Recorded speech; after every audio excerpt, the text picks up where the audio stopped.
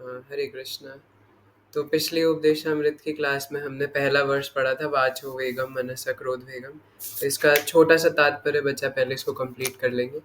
तो थोड़ा सा रिकैप कर लेते हैं कि लास्ट के 5 मिनट में क्या पढ़ा था। तो हम पढ़ रहे थे, यदि कोई स्वादिष्ट होने के कारण ही प्रसाद ग्रहण करता है और इसकी अधिक मात्रा खाता है, तो वह भी जीव के वेग को तुष्ट करने का शिकार बनता है। श्री चैतन्य महाप्रभु ने हमें शिक्षा दी है कि प्रसाद खाते समय भी अत्यंत स्वादिष्ट व्यंजनों से बचना चाहिए। यदि हम ऐसा उत्तम भोजन खाने के मनोभाव से अर्चा विग्रह को स्वादिष्ट भोजन अर्पित करते हैं, तो हम जीव की आवश्यकताओं को पूरा करने के प्रयास में फंस जाते हैं। यहाँ तक पढ़ा था। अब आगे कह रहे हैं प्रभुपाद, यदि हम किसी धनी व्यक्ति का आमंत्रण इस विचार से स्वीकार करते हैं कि वहां स्वादिष्ट भोजन करने को मिलेगा, तो भी हम जीव की आवश्यकताओं को पूरा करने का प्रयास करते हैं। तो ऐसा लग रहा है शिला प्रभुपाद ना सारी पोल पट्टी खोल रहे हैं और सब एकदम 100% एकदम ग्राउंड लेवल पे अटैक चल रहा है। लास्ट लाइन आप पढ़ रहे हो कि अगर आप किसी धनी व्यक्ति का आमंत्रण इस वजह से स्वीकार करोगे, हाँ तो मस्त मस्त खाने को मिलेगा, चाहे प्रसाद ही सही, तो भी वहां पे अपनी इंद्रिय तुष्टि है। जैसे कई बार हम लोग सोचते हैं कि कोई डिवोटी अगर शादी कर लेंगे, है ना, और उनकी भव्य शादी होगी या कोई शादी में आमंत्रित कर ले, तो वहां पे कितना कुछ खाने को मिलेगा। या कोई नॉर्मल भी शादी पार्टी होते हैं तो लोग इस प्रकार से यही सोच के जाते हैं आजकल। तो उन्हें कोई वैदिक रीतियों से मंत्रों से इस सब से मतलब नहीं है। वैदिक रीति मंत्र होते कहाँ हैं आजकल शादियों में, होते भी नहीं और किसी को चाहिए भी नहीं, है ना। जो अटेंड करने जाते हैं वो तो सिर्फ खाना देखने के लिए जाते हैं। कई लोग तो शादियों में घुस इसलिए जाते हैं अपना भेष बदल के कि उन्हें अच्छा स्वादिष्ट खाना खाने को मिल जाए। वहाँ पे कितने प्रकार, अगर कोई धनी व्यक्ति है तो वहाँ पे 10 प्रकार की तो कुल्फियाँ होंगी, है ना, कई तरीके के हलवे होंगे और इतनी सारी सब्जियाँ। तो इस प्रकार से श्रील प्रभुपाद बता रहे हैं कि सब सटल लेवल पे अगर हम लोग भगवान के प्रसाद खाने में भी ये सोच के भगवान को भोग लगा रहे हैं कि यार आज ना मेरा वाइट सॉस पास्ता खाने का मन कर रहा है, तो ऐसा करता हूँ कि मैदा लेके आ दो ब्लिंकेट से और फिर आराम से बढ़िया सा वाइट सॉस पास्ता बनाऊंगा और फिर उसको भगवान को भोग लगाऊंगा, कृष्णा बलराम को, है ना, या गौर निताई राधा श्याम सुंदर जो भी है उन्हें भोग लगाऊंगा। वो भी सोचेंगे यार कितना अच्छा भक्त है, हमारे लिए वाइट सॉस पास्ता बना के ला रहा है। और फिर उन्हें खिलाऊंगा और फिर ग्रुप में फोटो खींच के भी तो भेजनी है। उसके ऊपर तुलसी का पत्र रखूंगा और ऐसा पत्ता रखूंगा जो 4 पत्ते एक साथ होंगे, है ना, वो ऊपर वाला जो होता है ना एकदम तुलसी में, वो इतना सुंदर लगेगा उसमें दिखने में। तो वो रखूंगा और फिर एकदम प्रो वाला स्नैपचैट से फोटो खींच के व्हाट्सएप पे भेजूंगा कि देखो आज मैंने प्रसादम बनाया है अपने गौर निताई के लिए। और फिर उस वाइट सॉस पास्ता को मैं आराम से खा जाऊंगा। तो वहाँ पे सारी की सारी जो मति रहती है वो तो यहाँ रहती है कि वो पास्ता मुझे खाना है। भगवान को क्यों लगा रहे?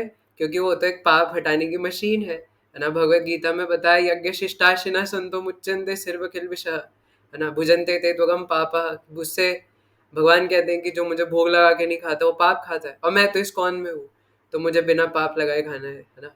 तो मैं बनाऊंगा, उसके ऊपर मस्त सा तुलसी का पत्ता रखूंगा, 5 मिनट अंदर डालूंगा और पाप निकल के आ जाएगा मेरा पिज्जा बाहर। भगवान भी बोलेंगे कि क्या मेरे साथ कोई मजाक चल रहा है क्या।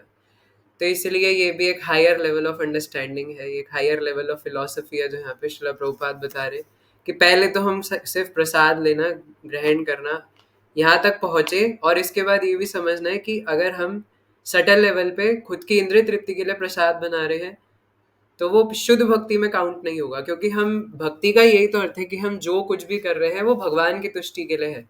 तो जैसे अगर आप किसी को सर्व करना चाहते हो तो आपको ये पता होना चाहिए कि वो व्यक्ति किस चीज से तुष्ट होगा। तो भगवान को सर्व करते हुए भी हमें ये पता होना चाहिए कि भगवान किस चीज से तुष्ट होंगे। जैसे इसलिए जब गौर पूर्णिमा नित्यानंद त्रयोदशी आती है तो जैसे हम कुछ भक्त है ना, जो नॉर्थ इंडिया से है लेकिन फिर भी बंगाली भोग बनाते हैं, जबकि बनाना भी नहीं आता, बट आजकल यूट्यूब टेक्नोलॉजी है तो वो देख देख के भगवान की प्रसन्नता के लिए बनाते हैं, है ना। कई बार कुछ डिवोटीज पाते हैं तो उन्हें ये भी नहीं पता होता कि ये है क्या, पर वो पा रहे होते हैं क्योंकि क्या बोल रहा हूँ, शाक खाए गौर प्रिया जने, है ना। जो गौर प्रिया जन है वो शाक खाते हैं, है ना। तो इसलिए इस प्रकार से जो कुछ भी है वो भगवान की इंद्रिय तुष्टि के लिए है। कोई भक्त, मेरे एक मित्र ऐसे बता रहे थे कि श्रील भक्ति सिद्धांत सरस्वती ठाकुर कई बार ऐसा करते थे कि जितने भी प्रसाद के आइटम्स होती थी उसको साथ में मिला लेते थे, लाइक हलवा, चावल, दाल, ये सब साथ में मिला के और पाते थे। तो कई बार उनसे डिवोटीज पूछते थे कि ठाकुर प्रभुपाद आप ऐसा क्यों कर रहे हैं? तो इसका रीज़न क्या था, ताकि अलग अलग चीज़ों का स्वाद जो है वो राग द्वेष ना हो। जैसे करेले की सब्जी है तो लगेगा यार ये तो नहीं खाना, टिंडे की सब्जी है तो नहीं खाना, और अगर उसी में खीर मिल रही है तो ये खीर तो लास्ट में खाऊंगा बचा के एकदम, है ना, जबरदस्त। या जैसे कई बार, और एकदम प्रैक्टिकल है ना, अब मुझे लगता है आप लोग इसको रिलेट कर पाओगे, बाकी मैं तो अपनी बात बता रहा हूँ, है ना, आप लोगों की बात नहीं कह रहा। तो कोई ये मत सोचना मैंने आपके ऊपर सीसीटीवी लगा रखे और मैं किसी को टारगेट कर रहा हूँ, मैं सिर्फ अपनी बात बता रहा हूँ। तो हम लोग जनरली कई बार ऐसा करते हैं, जब हमें प्रसाद सामने आता है तो उसमें कई कई तरीके की चीज़ें होती है। फॉर एग्जाम्पल मान लो उसमें मूंग की दाल, चावल, पूरी और पनीर की सब्जी है और खीर है ना। तो 99% लोग सबसे पहले मूंग की दाल और चावल खाएंगे, उसके बाद वो पूरी से पनीर की सब्जी खाएंगे, और लास्ट में वो एक या दो पीस पनीर के बचा के रखेंगे ताकि वो उसको लास्ट में सुड़ुक सुड़ुक करके खा सके, है ना, और उनको लास्ट वाले जो पनीर का पीस है उसका आनंद आए। और फिर उसके बाद वो सारी पनीर की सब्जी, मूंग की दाल भी शायद इतना, है ना, इतना निष्ठा से नहीं खाएंगे जितना निष्ठा से वो बाद में जो सब्जी के रेमनेंट्स बचे हैं ना प्लेट में, वो भी चाट चाट के खा लेंगे, और फिर लास्ट में, है ना, वो खीर लेंगे और फिर एक एक बाइट, है ना। ये तो प्रसाद है, इसीलिए तो मैं भक्ति कर रहा हूँ। तो हालांकि भगवान का प्रसाद पाना भी अपने आप में एक बहुत बड़ी बात है ना। ऐसे रेयर लोग होते हैं जो हर टाइम सिर्फ भगवान का प्रसाद ही पाते हैं, क्योंकि प्रसाद पाने में और प्रसाद ही पाने में फर्क है ना। कुछ ऐसे लोग हैं जो कभी कभी प्रसाद पा लेते हैं, कुछ ऐसे हैं जो सिर्फ प्रसाद ही पाते हैं। तो कम से कम इस लेवल तक पहुंचे, लेकिन ये भी एक हायर अंडरस्टैंडिंग है कि हम जो कुछ भी कर रहे हैं वो भगवान की प्रसन्नता के लिए कर रहे हैं। तो हमें जानना चाहिए कि हमारा अल्टीमेट गोल ये है। तो आगे कह रहे हैं, श्री चैतन्य चरितामृत में कहा गया है, जीवहारा लाल से यही इति उति धाये, शिष्य नोदर परायण कृष्ण नहीं पाए। जो व्यक्ति अपने स्वाद की तृप्ति के लिए इधर उधर दौड़ता रहता है और जो अपने उदर तथा जनेन्द्रियों की इच्छाओं में सदैव आसक्त रहता है, वह भगवान को पाने में, भगवान श्री कृष्ण को पाने में अक्षम रहता है।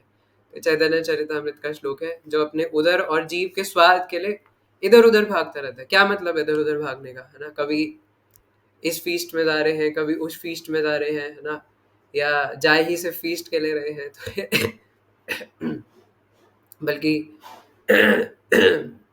कई बार तो हम भी जब किसी फेस्टिवल या इवेंट में इनवाइट करते हैं, तो इवेंट का इतना बड़ा नहीं लिखा होता जितना नीचे टाइटल में लिखा होता है कि फॉलोड बाय फीस्ट प्रसादम, है ना। मैंने एक बार आपको बताया था, मैंने घर पे नौका विहार करा था, तो मुझे लगा नहीं था कि मैं डिवोटीज को प्रसाद दे पाऊंगा, समटस प्रसाद दे पाऊंगा। तो मैंने उसमें नीचे लिख दिया कि फॉलोड बाय लाइट प्रसादम। अब ये सुन के जो मेरे आसपास के, अब आप लोग तो थे नहीं, है ना, दिल्ली में, कि मैं आपको बुला पाऊँ, है ना।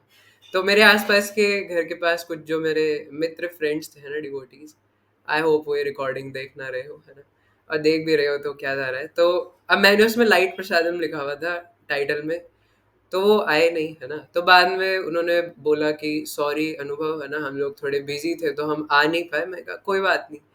तो मैंने तो नॉर्मली जो प्रसाद बना था उसमें 10-12 आइटम बन गई थी, है ना, गलती से। तो 10-12 आइटम की मैंने फोटो खींच के डाला। तो वो बोले कि आप तो कह रहे थे कि, है ना, लाइट प्रसाद है, मैं हमें लगा था कुछ पोहा वगैरह मिलेगा, आप कुछ नमकीन वगैरह दे दोगे, ये क्या है ना, इतना सब कुछ कस्टर्ड पेस्ट्री और ये क्या, पूरी छोले, है ना, क्या क्या बना रखा आपने। आप पहले बताते तो हम टाइम निकाल के आते, है ना, आप पहले बताते हम चाहे 500 रुपये खर्च करके आते, लेकिन आपको बताना चाहिए था ना, आपने उसमें लाइट प्रसादम लिख दिया। है ना। तो इस प्रकार से महाप्रभु और शिला प्रभुपाद मेरे जैसों की पोल पट्टी खोल रहे हैं, है ना, कि हम अपने जीव के स्वाद के लिए और उधर के वेग के लिए इधर उधर भागते रहते हैं उसको फुलफिल करने के लिए, है ना। तो जो इस प्रकार से दौड़ता है वो भगवान श्री कृष्ण को नहीं पा पाता, है ना। तो कम से कम हमें प्रयास करना चाहिए कि जो उपवास वाले दिन है पहले तो उससे शुरुआत करें, एकादशी, जन्माष्टमी, है ना, इन सब पे कम से कम अपनी पसंद का तो प्रसाद ना खाएं, है ना। हम लोग अलग अलग प्रकार से अपने अपने कैपेबिलिटीज और लेवल के अनुसार कुछ कुछ तपस्या करने का प्रयास कर सकते हैं, है ना। जैसे भक्ति में आने से पहले हम लोग चॉकलेट्स खाते थे, भक्ति में आने के बाद तो अलाउड नहीं होता, है ना, 4 नियम के पालन में, वरना नियम टूट जाता है इंटॉक्सिकेशन वाला, क्योंकि उसमें कैफीन होता है। तो वो भी जैसे नशीली था तो उसको भी जैसे तैसे करके छोड़ देते हैं। तो अपना टेस्टी प्रसाद खाने से है ना एटलीस्ट हमें थोड़ा कभी कभी प्रयास करना चाहिए। जैसे कार्तिक का महीना आता है तो कई सारे डिवोटीज मीठा खाने से उपवास करते हैं।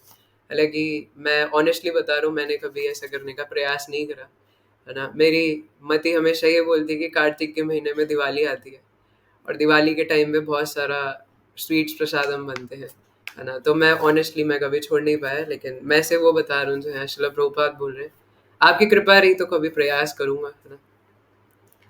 तो आगे कह रहे हैं, जैसा कि पहले कहा जा चुका है, जीव, उदर तथा जनेंद्रियां एक ही सीधी रेखा में स्थित है और वे एक ही कोटि में आते हैं। भगवान श्री चैतन्य ने कहा है, भाल न खाइबे आर भाल न परिबे, ना तो विलासपूर्ण वस्त्र धारण करे, ना ही स्वादिष्ट भोजन करे। तो ये चैतन्य चरितमृत अंत्य लीला के छठे अध्याय का 236वां श्लोक है, 236, है ना। तो ये श्लोक तो मैंने कई बार कोट भी करा है नॉर्मल गीता क्लास में भी कि भालना खाइबे आर भालना परिवे, है ना। भालना परिवे मतलब सुंदर वस्त्र नहीं पहनने। अब वैसे तो हम लोग तो सिर्फ सफेद धोती कुर्ता ही पहनते हैं, लेकिन अब देखिए इसमें क्या होता है ना कि कई बार हम लोग बह जाते हैं, खो जाते हैं, है ना। तो ये सत्य है, तो इसको बोलने से हम पीछे नहीं हट सकते, है ना। कि कई बार हमें सुंदर सुंदर बगलबंदियां, है ना, ब्लैक काला चश्मा, है ना, देखिए अगर वो सिर्फ नॉर्मली पहना जा रहा है तो एक अलग बात है, लेकिन कई बार स्टाइल मारने के लिए, है ना, या फिर शिला भक्ति विकास स्वामी महाराज भी एक बार एक वीडियो में कह रहे थे कि कीर्तन मेलाज में कई सारे डिवोटीज आते हैं, है ना, बिग बिग बाइसेप्स, उसमें टैटूज बनवा रखे हैं, है ना, क्योंकि वो भी एक वेशभूषा का ही पार्ट है ना। आजकल, पहले नहीं होता था कि वो टैटूज बना के घूम रहे, लेकिन आज होता है ना, बड़े बड़े टैटूज बनवा रखे हैं, है ना। और वस्त्र भी इस प्रकार से धारण कर रखे हैं कि लोग, जनता जो है वो आकर्षित हो, है ना। और कीर्तन मेला में होता भी है ना, कि जो माता जी है उनसे प्रभु जी और प्रभु जी से माता जी आसक्त होते हैं, और कोई अच्छा कीर्तन करेगा तो ऑब्वियसली उनकी तरफ आकर्षित होते ही है। तो इस बात का ध्यान रखना चाहिए कि सुंदर वस्त्र पहन के, है ना, हम उसमें फंस सकते हैं। अगर कोई हमसे आसक्त हो गए, हम किसी के ऊपर आसक्त हो गए, तो दोनों का डंका बजेगा, है ना। और ऐसा देखिए, अगर मैं अपना एक वैसे मैं कोई होता नहीं हूँ, बट मेरा ये मानना है कि अगर हम लोग सुंदर वस्त्र पहनते हैं, है ना, तो कोई हमारी तरफ उससे आकर्षित हो सकता है, और इसमें हमारा भी कहीं ना कहीं दोष है ना। जैसे क्योंकि यहाँ तो महाप्रभु ने बोला ही, यार भाल न परिवे, तो क्या जरूरत है ना ऐसा करने की। देखो अभी मैंने सफेद कुर्ता पहन रखा है, कितना सुंदर लग रहा हूँ मैं, है ना? नारायण प्रभु कितने सुंदर लग रहे हैं। तो नॉर्मल रह के भी सुंदर दिखा जा सकता है ना। मतलब जेंटलमैन लग रहे हैं, जैसे शिला प्रभुपाद कहते हैं, है ना। सुंदर से मेरा मतलब वो वाला नहीं है ना। तो अगर क्लीन रहेंगे, है ना, इस प्रकार से क्लीन रहते हैं तो जेंटलमैन लगते हैं, है ना। तो इस प्रकार से रहना सबसे बेटर है, क्योंकि हम लोग भगवान की भक्ति पे फोकस है हमारा। अगर हम लोग सुंदर दिखेंगे तो लोग भगवान को छोड़ के हमें देखेंगे, है ना। फिर कहेंगे कि अच्छा अब ये भी हमारी गलती है, कोई हमें देख रहा है तो उसकी गलती है भैया। हाँ, उनकी भी गलती है, पर हमें थोड़ा ध्यान रखना चाहिए, है ना। तो भालना परिबे और भालना खाइबे मतलब जो स्वादिष्ट लगता हो जीव को, उससे थोड़ा बचना चाहिए, है ना। पर मेरे जैसे तो कम से कम उल्टा करते हैं कि जो स्वादिष्ट नहीं है। अब जैसे पता नहीं आप में से अगर कोई रिलेट कर पाएगा तो ठेंगा दिखाइएगा, है ना। ये रिकॉर्डिंग में आप लोग नहीं दिखोगे, सिर्फ मैं ही दिखूंगा, तो चिंता मत करिएगा, आपकी प्राइवेसी है ना। तो उन्होंने पहली ठेंगा दिखा दिया। तो मैं ये पूछ रहा था, है ना, कि क्या ऐसा होता है कि जब कोई हमारी पसंद की सब्जी नहीं बना तो हम लोग, मतलब जैसे मान लो कोई 2 रोटी खाता है, तो पसंद की सब्जी नहीं बना तो वो 2 रोटी खा रहा है, और जब पसंद की सब्जी बना है तो वो 3, 4, 5, है ना, इतना इतना चपातीस भी खाने लग गया कि चलो आज थोड़ा ज़्यादा खा लेते हैं, है ना। जैसे पनीर की सब्जी बनी है तो आज मैं 2 नहीं, आज मैं अपनी डाइट से थोड़ा ज़्यादा खाऊंगा, 3-4 रोटी खाऊंगा, है ना। मेरी मम्मी को तो पहले से पता रहता है कि आज इसको फेवरेट बना है तो इसके लिए आज ज़्यादा रोटी बनानी है ना। तो यहाँ से हमें अपनी पोल पट्टी खुलती हुई दिख रही है। बस वही शिला प्रभुपाद बता रहे हैं, जो लोग उदर रोग से पीड़ित है वे उदर के वेगों को वश में लाने में जरूर असमर्थ रहे होंगे। ऐसा लग रहा है ना, आप सबकी कृपा से ये मेरे सब कुछ रिवील हो रहा है। तो कम से कम इस विश्लेषण से तो यही लगता है, जब हम आवश्यकता से अधिक खाना चाहते हैं तो हम जीवन में स्वतः अनेक असुविधाओं को जन्म देते हैं। किंतु यदि हम एकादशी तथा जन्माष्टमी जैसे दिनों में उपवास रखें तो हम उदर की आवश्यकताओं पर अंकुश लगा सकते हैं। और हमने पढ़ा था हरिनाम चिंतामणि में, क्या बता रहे थे हरिदास ठाकुर, कि अगर आप हरिनाम अच्छे से करना चाहते, असावधानी से नाम जप करने वाले अध्याय में, कि अगर आप सावधानी पूर्वक नाम जप करना चाहते हो तो सबसे पहले शुरुआत कहाँ से करो? एकादशी पे भोग छोड़ के, भजन पे दिमाग लगा के। आगे कह रहे, जहां तक जिनेंद्रियों के वेग का संबंध है वे दो तरह के हैं, उचित तथा अनुचित, अथवा वैध और अवैध समागम। जब मनुष्य ठीक से सयाना हो जाए तो वह शास्त्रों के विधि विधानों के अनुसार विवाह कर सकता है और अपनी जनेंद्रियों का उपयोग उत्तम संतान उत्पन्न करने के लिए कर सकता है। यह वैध तथा धार्मिक है। अन्यथा वह किसी प्रकार के नियंत्रण के बिना अपनी काम वासना की तृप्ति के लिए अनेक कृत्रिम साधनों का प्रयोग करता रहेगा। जब कोई अवैध विषयी जीवन में किसी, जैसे कि शास्त्रों में इसकी परिभाषा दी गई है, उसके विषय में चिंतन योजना बनाना। ध्यान से सुनिएगा, है ना, ये आई गेस भागवतम के श्लोक का एक ट्रांसलेशन है, मुझे लगता है, मुझे याद नहीं है। तो इधर कान चौड़े करके, है ना, आंख इधर करके ध्यान से सुनिएगा। कोई अवैध विषय जीवन में, जैसे कि शास्त्रों में इसकी परिभाषा दी गई है, उसके विषय में चिंतन, योजना बनाना, चर्चा करना या वास्तविक संभोग करना या कृत्रिम साधनों से काम तृप्ति में लिप्त होना, तो वह माया के जाल में बंध जाता है ना। यानी ब्रह्मचर्य आपका सिर्फ और सिर्फ सीमन वेस्ट करने से तो टूटेगा ही, लेकिन उसके अलावा ब्रह्मचर्य कैसे कैसे टूटता है ना, मनसा वाचा कर्मणा, है ना। तो हमें क्या क्या ध्यान रखना है, उसके विषय में चिंतन करना, है ना। तो उसके विषय में हम कॉन्टेम्पलेशन कर रहे हैं, सोच रहे हैं, या योजना बनाना। अब मैं इसके ऊपर ज्यादा नहीं बोलूंगा, लेकिन वी नो एवरीथिंग, है ना, जीव आत्मा सब जानता है इस चीज में, तो हर कोई एक्सपर्ट है। प्लानिंग करना, है ना। और आजकल तो छोटे छोटे बच्चे जो है वो छोटी उम्र से पता नहीं क्या क्या बेवकूफ़ों वाली, है ना, हरकतें करते हैं इस मामले में। चर्चा करना इस बारे में, है ना। जैसे मैंने आपको एक बार बताया था कि मैं आजकल छोटे छोटे दिल्ली में बच्चों को सुनते हुए देखता हूँ, है ना, कि वो आपस में चर्चा कर रहे होते हैं। 16-16 साल के हैं नहीं चूजे से, और कहते हैं तेरे को क्लास में कौन सी लड़की सबसे ज्यादा हॉट लगती है ना। So these are bogus things, है ना। और फिर वो इस बारे में पता नहीं क्या क्या चर्चा में चले जाते हैं। मैं, है ना, यहाँ बोल नहीं सकता और ना मैं बोलना चाहता हूँ।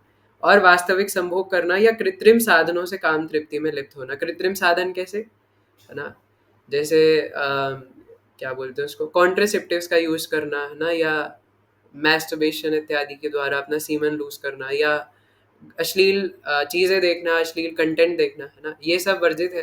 ये सब करने से हमारी सेलिब्रेसी खत्म हो जाती है।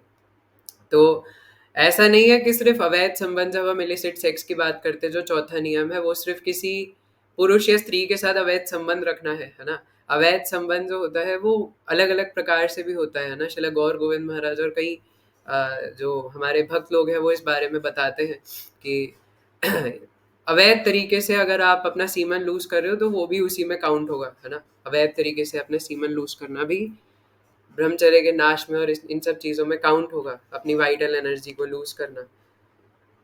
ये आदेश न केवल गृहस्थों पर लागू होते हैं अपितु त्यागियों या जिन्होंने संन्यास ग्रहण कर लिया है उनके लिए भी, है ना।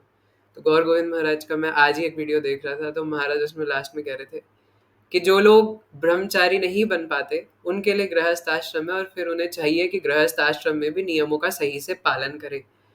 तो आप में से अगर कोई गृहस्थ आश्रम के लिए एस्पायरिंग है तो आपको डरना चाहिए, है ना, एटलीस्ट, है ना।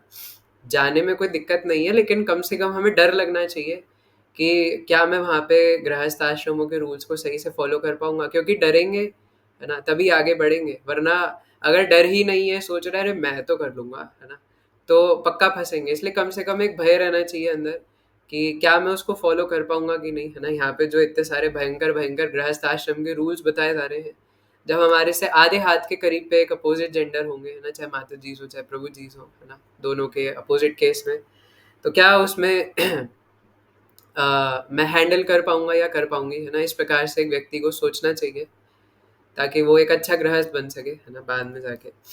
श्री जगदानंद पंडित ने अपनी पुस्तक प्रेम विवर्त के 7वें अध्याय में लिखा है, वैरागी भाई ग्राम में कथा न सुनी बे काने, ग्राम में वार्ता न कही बे यबे मिले बे आने, स्वप्ने ओ ना कर भाई स्त्री संभाषण, गृहे स्त्री छाड़िया भाई असी आसी या छवन, यदि चाह प्रणय राखीते गौरांगे रसने, छोटा हरिदासेर कथा थाके ये न मने, भाल न खाइबे आर भाल न परिबे, हृदय ते राधा कृष्ण सर्वदा सेविबे। प्रिय भाई, तुम सन्यासी हो, तुम्हें सन्यास सॉरी, तुम्हें सामान्य संसारी बातें नहीं सुननी चाहिए, और ना ही जब किसी अन्य से मिलो तो संसारी बातें के विषय में चर्चा करनी चाहिए। स्त्रियों के विषय में तो स्वप्न में भी विचार मत करो। तुमने जिस व्रत के साथ संन्यास लिया है वह स्त्रियों की संगति करने से तुम्हें रोकता है। यदि तुम श्री चैतन्य महाप्रभु का सानिध्य चाहते हो तो तुम्हें छोटे हरिदास की घटना सदैव स्मरण में रखनी चाहिए कि किस तरह श्री चैतन्य महाप्रभु ने उसका परित्याग कर दिया था। न तो विलासी भोजन करो, ना सुंदर वस्त्र पहनो, लेकिन सदैव विनीत बने रहो और अपने अंतर मन में राधा कृष्ण की सेवा करते रहो। और ये पॉसिबल भी तभी है जब हम ये ऊपर बताई गई चीज़ों को फॉलो करेंगे। तो छोटा हरिदास ठाकुर की कथा आप सबको पता ही होगा, है ना।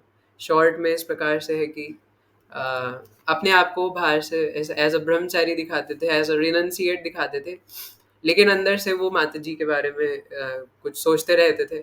और महाप्रभु तो अंतर्यामी है, वो सब जानते हैं। बाकी लॉन्ग स्टोरी है, मैं शॉर्ट में बता रहा हूँ। तो एक दिन चैतन्य महाप्रभु अपने अनुयायियों के साथ बैठे हुए थे, तो छोटा हरिदास ठाकुर भी थे। तो छोटा हरिदास ठाकुर को बोला कि उठो और चले जाओ यहाँ से और वापस कभी मत आना। तो बाकी सब डिवोटीज देखते हैं और हरिदास ठाकुर वहाँ से, छोटा हरिदास ठाकुर वहाँ से चले जाते हैं। तो बाकी सब भक्त कहते हैं महाप्रभु आपको इतना रूड नहीं होना चाहिए, आप उन्हें वापस बुला लीजिए, है ना, उन्होंने क्या ही करा है। तो महाप्रभु बोलते हैं अगर आपको इतनी दिक्कत है तो एक काम करिए, आप भी चले जाइए, है ना। और फिर कुछ दिन बाद कुछ भक्त आके बताते हैं कि महाप्रभु उसने आत्महत्या कर ली। तो इससे भी चैतन्य महाप्रभु एक्सटर्नली दिखाते हैं कि उनको कोई असर नहीं पड़ता, है ना।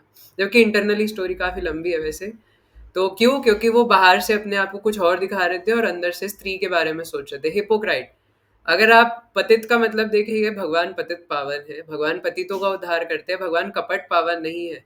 आप कपटी हो तो अपने आप को कपटी ही दिखाओ, है ना। झूठ बोलने की जरूरत नहीं है, साधना कांड में झूठ बोलना, है ना, या अपने आप को, अगर हम इस लेवल पे नहीं है, हम अच्छे भक्त नहीं है, और अपने आप को इस प्रकार से दिखाना कि मैं बहुत बड़ा हूँ, है ना, मालाओं की इच्छा रखना कि मुझे माला पहनाए, मेरी जय जयकार हो, है ना, मेरे नाम के आगे जय लगा के बोले, मुझे दंडवत प्रणाम करे।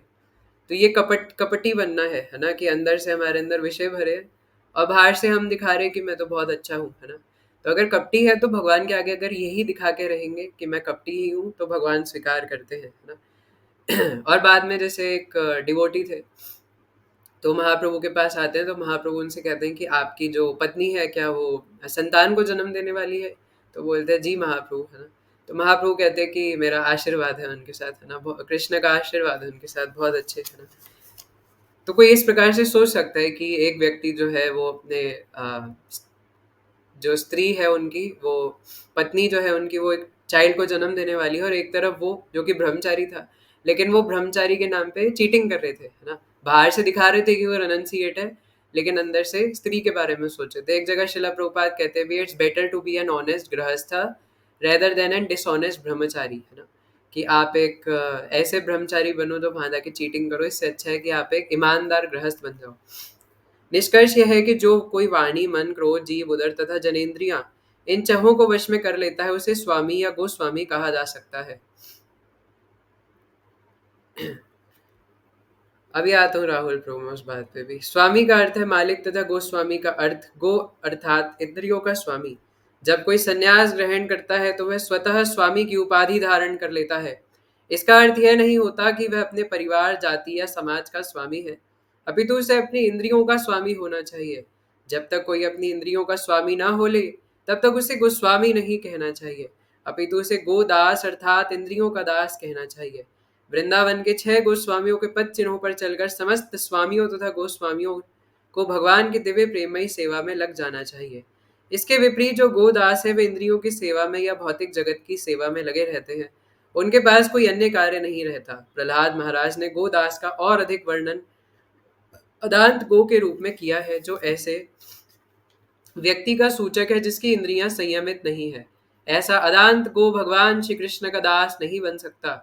श्रीमद् भागवत में प्रहलाद महाराज ने कहा है, मर्तिन कृष्णे प्रतः मर्तिन कृष्णे परतः स्वतो वा मिथोभिपद्येत गृहवर्वृतानाम् अदांत गोभिर्विशिताम तमिस्त्रम पुनः पुनश्च वृतचर्वणानाम।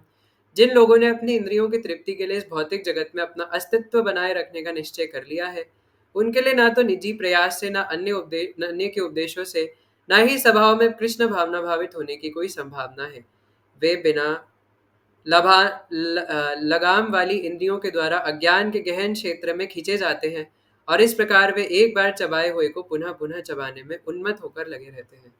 एक बार चबाए हुए को पुनः चबाने का क्या अर्थ है? जैसे आपने कभी च्युइंगम खाया हो, तो च्युइंगम को आप थोड़ा सा खाओ, सेंटर फ्रूट को, है ना, तो उसमें 1-2 मिनट के लिए स्वाद आता है।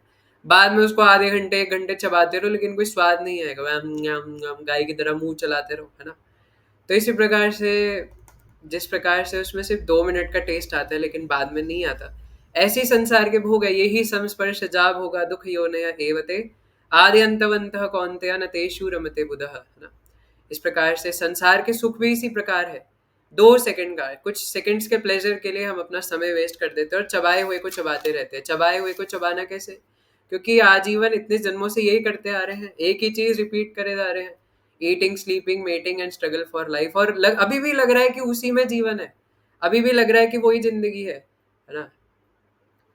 तो जैसे अ, सबसे ज़्यादा जो हम, अब हो सकता है हमने किसी जीवन में मीट ईटिंग किया, हो सकता है किसी में ना किया हो, किसी में दारू पिया हो, किसी में ना पिया हो, है ना, किसी में जुआ खेला हो, किसी में ना खेला हो, पर एक चीज़ जो हमने most of the life times में करी है, वो है सेक्सुअल लाइफ में इंडल्ज होना, है ना।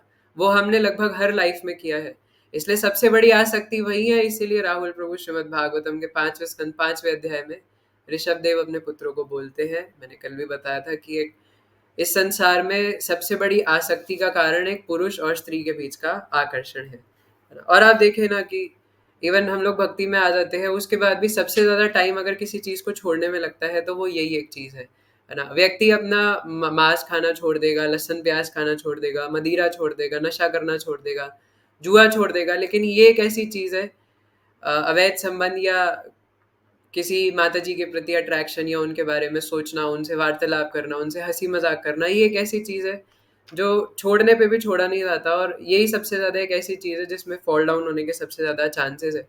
फॉल डाउन तो तब होगा जब ऊपर उठेंगे, है ना। तो यही एक ऐसी चीज है जो छूटते हुए भी छूटती नहीं है ना, इसीलिए बहुत ज्यादा जरूरी है इसको पालन करना, है ना। तो इसलिए जैसा अभी कोई चैट बॉक्स में लिख रहे थे कि फिर तो गृहस्थ आश्रम में ही जाना ठीक है। अब पहले ध्यान से सुनिए, बोला क्या है, ईमानदार गृहस्थ। इसकी क्या गारंटी कि जब आप अभी ईमानदार नहीं हो, कृष्ण के प्रति ईमानदार नहीं हो, तो आप ईमानदार गृहस्थ हो जाओगे, है ना। और इसकी और क्योंकि उसमें अगर आप श्रील गौर गोविंद महाराज के मुख से सुनो तो ये भी इंक्लूडेड है कि आप अपनी पत्नी को अपनी ना मानो, है ना। तो इसीलिए इसको ध्यान में रखना जरूरी है कि जो कुछ भी है वो कृष्ण का है ना। मैं भी कृष्ण का हूँ, ये संसार में जितने भी लोग हैं वो भी कृष्ण के हैं, और इस संसार की जितनी वस्तु है वो भी कृष्ण की है। मेरा ना कुछ था, ना है, ना कभी होगा, है ना। मैं सिर्फ निताई का हूँ, निताई के लिए बना हूँ। देखिए, मानता हूँ कि अभी हमारे अंदर, या प्लूरल से सिंगुलर कर देते हैं, मेरे अंदर वो चीज़ नहीं है, लेकिन बोलने से ही आएगा, और बार बार उस बार माना कि मुखे बोले हैं, है ना, सिर्फ मुंह से बोल रहे हैं, लेकिन फिर भी प्रार्थना तो करना पड़ेगा। अगर उतना भी छोड़ देंगे तो फिर कैसे होगा, है ना। इसलिए हमारे आचार्य कहते हैं, हमारा जीवन सदा पापी रहता, ना ही कोई पुण्य लेशा, है ना। कि मेरा जीवन जो है वो सदा पापों से भरा हुआ है, मैंने पाप के अलावा और कुछ करा ही नहीं है, और एक पुण्य लेश मात्र भी मैंने कोई पुण्य नहीं करा, मेरे जीवन में एक कण मात्र भी पुण्य नहीं है जो मैंने किया हो। तो इस प्रकार से हमारे आचार्य बोलते हैं। तो ये इस वाले श्लोक से हमें पता चलता है कि उपदेशामृत का जो पहला श्लोक है, जैसे हमने पहली क्लास में भी डिस्कस किया था, उपदेश अमृत, है ना, इन उपदेशों के अंदर अमृत भरा हुआ, अगर हम इनको फॉलो करें तो इन उपदेशों में पहला उपदेश श्रील रूप गोस्वामी क्या बोल रहे हैं कि अगर कोई ये वचन का वेग, मन का वेग, क्रोध का वेग, जीवा वेग, उदर वेग और जनेन्द्रियों का वेग, अगर इसको कंट्रोल करके अपने वश में कर लेता है, तो ऐसा व्यक्ति पूरे ब्रह्मांड में शिष्य बनाने लायक है ना, और ऐसा व्यक्ति गोस्वामी या आचार्य बन जाते हैं, है ना। तो इसलिए हमें ज़रूरी है कि अगर भक्ति अगर हमें सही से करना है तो इन वेगों को कंट्रोल में करें, और सबसे ज़्यादा इम्पोर्टेंट इसमें है जीव के वेग को कंट्रोल करना, what you eat and what you speak, है ना। अगर वो कंट्रोल कर ले तो बाकी सारे वेग, जनेंद्रियों का वेग, उदर का वेग, वो भी धीरे धीरे कंट्रोल होने लग जाता है ना।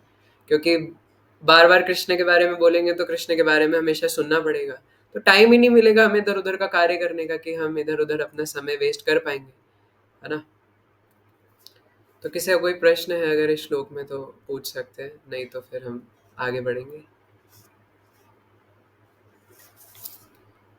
नहीं तो है? मुझे मीठा, मीठा क्या इतना ज्यादा डेंजरस होता है क्या, मतलब कि हाँ मतलब वो लालसा तो रहती है मीठा के लिए, हम खीर वगैरह का, लेकिन देखिए आपका नहीं पता, पर मैं तो गिरा हुआ हूँ, मेरे लिए तो है ना।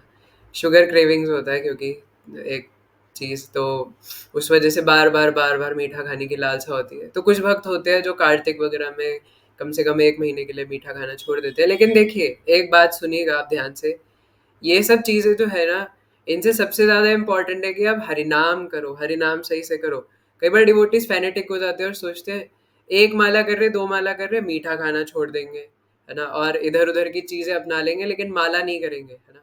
तो सबसे ज़्यादा ज़रूरी है कि आप सबसे पहले साधना करो। ये सब चीज़ें बाद में ऑटोमेटिकली हो जाती है। आपको बड़े बड़े भक्तों को, आचार्यों को अच्छा है इसको करना फॉलो, लेकिन आपको ज़बरदस्ती किसी को इमिटेट करने की ज़रूरत नहीं है। सबसे पहले हरिनाम में रति बढ़ाइए, है ना। अब आप बोलेंगे ये करने से भी रति आ जाएगी, हाँ वो भी ठीक है, लेकिन पहले कम से कम एक बेसिक राउंड्स तो करिए, 16 राउंड्स पे तो पहुंचिए पहले, है ना, जो भक्त नहीं कर रहे हैं।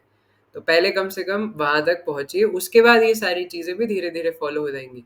हमें एक दिन में वेद व्यास नहीं बन सकते, है ना।